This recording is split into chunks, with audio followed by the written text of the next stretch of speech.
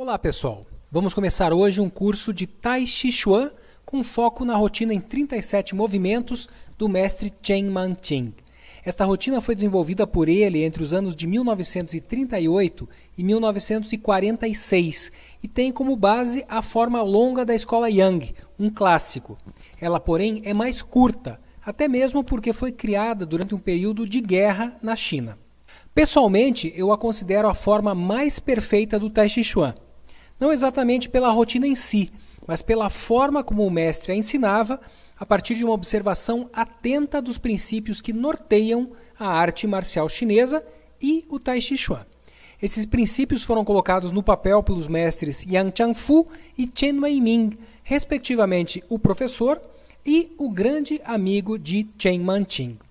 Nesta primeira parte do curso, vamos pensar em 4 desses princípios, incorporando-os à prática. Lembrando que todos são igualmente importantes, não existe um princípio mais importante do que o outro. O primeiro deles é: o externo segue o interno, ou seja, a mente determina o ritmo e a velocidade da forma. Quanto mais consciente do corpo e do movimento, mais harmoniosa será a forma. O segundo princípio é diferenciar cheio e vazio, yin e yang. Essa diferenciação acontece pela passagem do peso de um lado para o outro, perfazendo as 8 direções. Para isso, use a mente e faça o movimento nascer do quadril, da cintura. O terceiro princípio é: alto e baixo se harmonizam. A porção inferior do corpo, formada pelo conjunto pés, tornozelos, joelhos e quadril, se harmoniza com a porção superior do corpo, formada pelo conjunto ombros, cotovelos e pulsos, mãos. Juntas, essas 6 partes complementares se sustentam, produzindo harmonia ou desarmonia. O quarto e último princípio que vamos observar é ombros tombados, cotovelos caídos. Relaxe os ombros e deixe os cotovelos caídos, movendo os braços a partir dessa perspectiva. Isso torna a forma mais relaxada, fazendo com que a energia vital, o Qi, e esta é a visão chinesa do Tai Chi Chuan, permaneça no Tanchen, um centro de energia localizado na região do quadril, cintura. Ele fica localizado abaixo do umbigo. Antes de começar o curso, é interessante falar sobre a abordagem. Para facilitar a aprendizagem, dividi o curso em 2 partes. A primeira com foco na movimentação das pernas e na passagem do peso de um lado para o outro.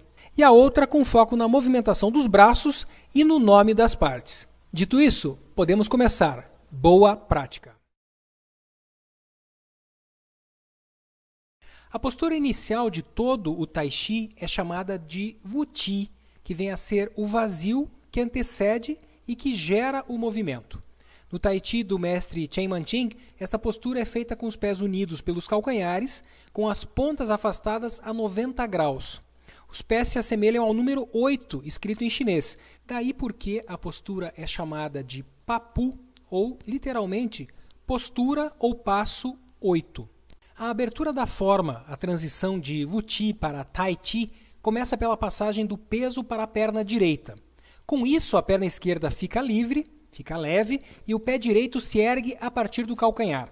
Ele vai se assentar a partir do calcanhar em uma distância igual à da distância entre os ombros. O quadril, então, é girado sutilmente em sentido horário, transmitindo esse movimento para o tornozelo esquerdo, que faz o alinhamento do pé. Você vai perceber que, neste momento, os ombros estão totalmente relaxados e os braços estão tombados ao lado do corpo, para indicar, inclusive, que é um momento de atenção à parte inferior, à porção inferior do corpo. Na parte seguinte, é interessante observar que o movimento mais intenso, o movimento mais visível, ele vai estar nos braços. Porém, os pés, eles também fazem uma movimentação, uma passagem de peso muito sutil. O peso sai do calcanhar, vai para a ponta do pé e volta. Isso por quê? Porque ele está conectado ao movimento dos braços. Os braços fazem um erguimento e um processo circular, que os chineses chamam de girar a roda d'água do contrário, e com esse movimento você faz a passagem do peso do calcanhar para a ponta do pé e para o calcanhar novamente. Aqui vale observar o princípio: ombros tombados, cotovelos caídos. Os braços eles estão bem paralelos ao corpo, bem relaxados, e os pulsos também.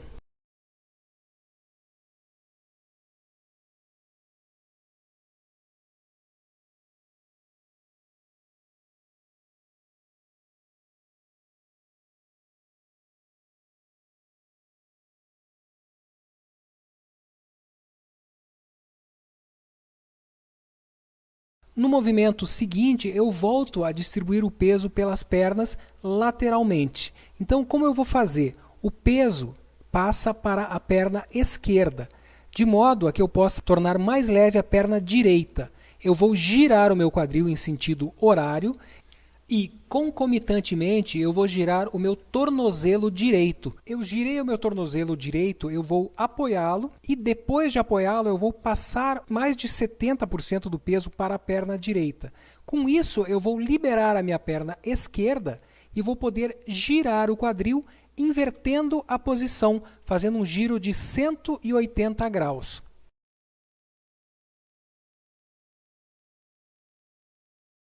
Na postura seguinte, eu vou reverter esse giro, passando o peso para a perna esquerda e esvaziando a perna direita, de modo a poder girar o quadril em sentido horário, girando o tornozelo também e depositando a perna a 180 graus, ou seja, na mesma linha, com uma reversão completa de um arqueiro de um lado, de uma diagonal, para o outro, para a outra diagonal.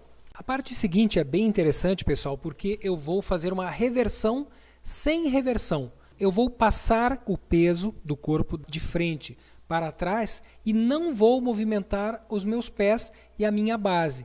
No entanto, o peso passa da perna da frente, ou seja, da perna direita que estava em arqueiro, para a perna de trás e volta. Então, eu tenho uma movimentação de joelhos, de tornozelo, de quadril e tronco, sem movimentar os meus pés.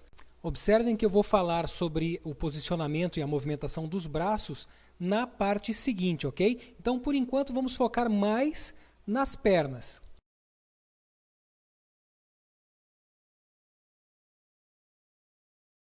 A parte seguinte segue exatamente o mesmo padrão, ou seja, o peso estava à frente, ele vai vir para trás e vai voltar para a frente. Isso está associado ao movimento dos braços, que seriam uma empurrada. Então, a partir dos ombros, o corpo é puxado para trás, assentando o peso atrás, e o corpo é lançado para a frente, assentando o peso na frente, sem a movimentação dos pés, que permanecem enraizados. No passo seguinte, que já é o passo final desta etapa da forma, o corpo ele faz um giro de cerca de 210 graus em sentido anti-horário. Então, o que acontece? O meu peso está na perna direita, ele permanece, ele se fortalece na perna direita, de modo a liberar a perna esquerda e fazer com que eu possa girar o meu quadril, girando o meu pé esquerdo a partir da ponta, tendo a ponta como eixo, e girando então o corpo e posicionando ele a 210 graus aproximadamente da posição, saindo para o lado esquerdo. Notem que na passagem do arqueiro à direita para o arqueiro à esquerda a 210 graus, eu tenho uma posição intermediária em que os pés ficam ligeiramente voltados para dentro. Essa postura chama-se postura de recém-nascido. É uma postura bem famosa no contexto da arte marcial chinesa.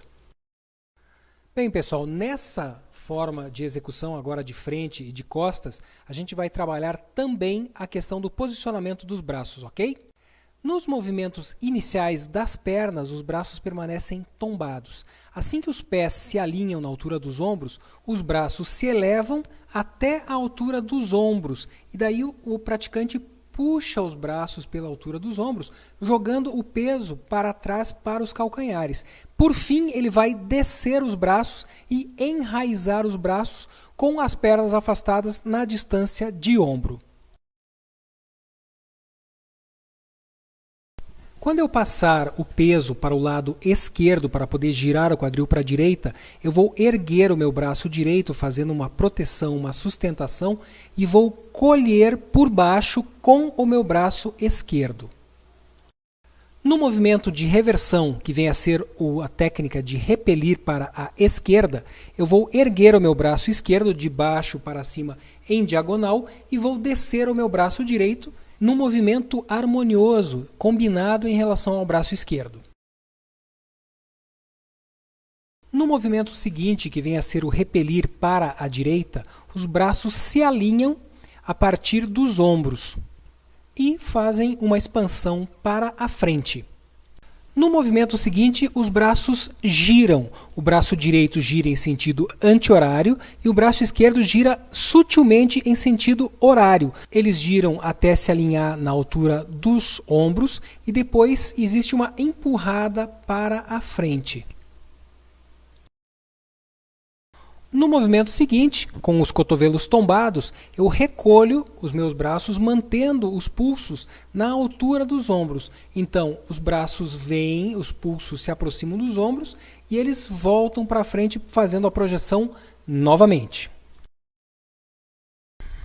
Na última parte, os braços inicialmente se mantêm sustentados à frente e paralelos e quando o corpo gira, o meu braço esquerdo colhe por baixo e o meu braço direito colhe por cima, formando aquilo que a gente chama de segurar a bola ou segurar a pérola.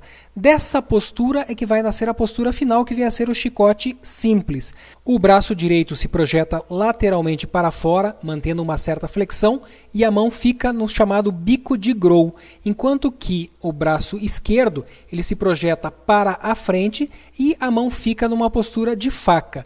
Essa postura, evidentemente, eu estou fazendo ela no arqueiro. Vamos ver a forma completa agora em mais 2 ângulos.